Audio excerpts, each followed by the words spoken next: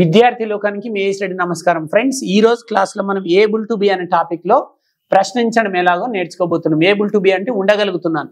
గత వీడియోలో able to బిని ఏ సందర్భంలో వాడాలి, ఎలా వాడాలో నేర్చుకోవడం జరిగింది. ఈ రోజు క్లాస్ లో కేవలం ప్రశ్నలు అడగడం ఎలా నేర్చుకోబోతున్నాం ఫ్రెండ్స్. సో నాతో పాటు ఇక్కడ శివ మరియు కిషోర్ అని ఇద్దరు విద్యార్థులు ఉన్నారు. వీళ్ళు 4 సబ్జెక్టుల చేత యు, దే, హీ, షీ అనే సబ్జెక్ట్స్ చేత ప్రశ్నించడం ఎలా, జవాబు చెప్పడం ఎలా చూపించబోతున్నారు. చూద్దాం పదండి. ముందుగా యు అనే సబ్జెక్ట్ అడగండి. You are you able to be happy? yes I am able to be happy. అంటే నువ్వు హ్యాపీగా ఉండగలుగుతున్నావా?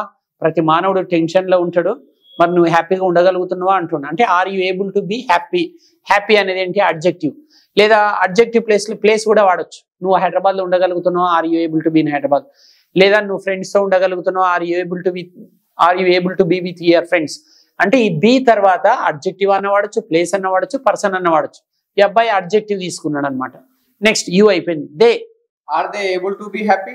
yes they are able to be happy. వారు హ్యాపీగా ఉండగలుగుతున్నారంటే అవును ఉండగలుగుతున్నారు అంటుండే. He is he able to be happy? yes he is able to be happy.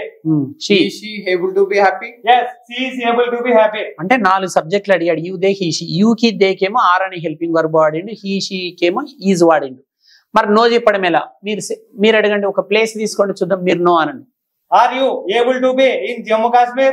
no I am not able to be in Jammu Kashmir. అక్కడ ఎవరు చాలా మంది ఉండలేకపోతున్నారు, మరి నీవు ఉండగలుగుతున్నావా అంటుండే. Are you able to be in Jammu Kashmir అంటే నో అంటుండే, నేను ఉండలేకపోతున్నాను అంటుండే. They are they able to be in Jammu Kashmir? no they are not able to be in Jammu Kashmir. He is he able to be in Jammu Kashmir? no he is not able to be in Jammu she Kashmir.